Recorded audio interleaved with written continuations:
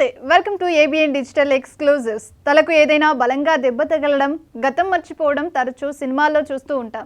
నిజ జీవితంలో ఇలాంటి ఘటనలు అత్యంత అరుదుగా జరుగుతూ ఉంటాయి. ఒక్కోసారి కోమాలోకి వెళ్ళి మళ్ళీ బ్రతికిన గతం మర్చిపోయిన సందర్భాలు చాలానే ఉన్నాయి. కానీ ఓ మహిళ మాత్రం తలనొప్పితో తన 30 ఏళ్ల గతాన్ని మర్చిపోయింది. ఇది చూసిన వైద్యులు షాక్ అయ్యారు. అయితే ఆ మహిళ గతాన్ని మర్చిపోయినట్టు ప్రవర్తిస్తుందా లేక నిజంగా గతం మర్చిపోయిందా అనే దానిపై వైద్యులు ఆ మహిళకు వైద్య పరీక్షలు నిర్వహించగా విస్తుపోయే నిజాలు బయటపడ్డాయి.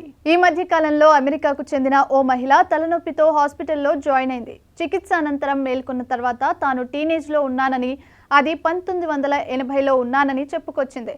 తనకు పెళ్లైందని, భర్త, 2 పిల్లలు ఉన్నారన్న విషయాన్ని మర్చిపోయింది.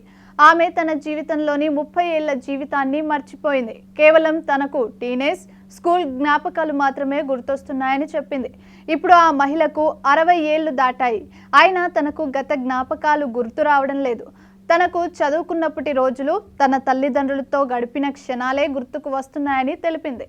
30 ఏళ్ల పాటు క్రిస్మస్ జ్ఞాపకాలను కోల్పోయానని, ఈ క్రిస్మస్ కోసం ఎంతగానో ఉత్సాహంగా ఎదురు చూస్తున్నట్లు ఆమె చెబుతున్నారు.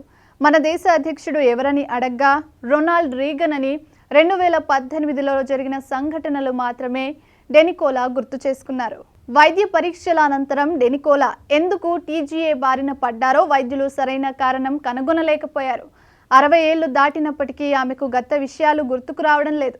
ప్రస్తుతం డెనికోలాకు భర్త, 2 పిల్లలు, 4 మనవళ్ళు, మనవరాళ్ళు ఉన్నారు. తనకు సంబంధించిన విషయాల గురించి చెబుతున్నా, చదివినా అవి వేరే వాళ్ళ గురించి చదువుతున్నట్లు అనిపిస్తోందని ఆమె అంటోంది.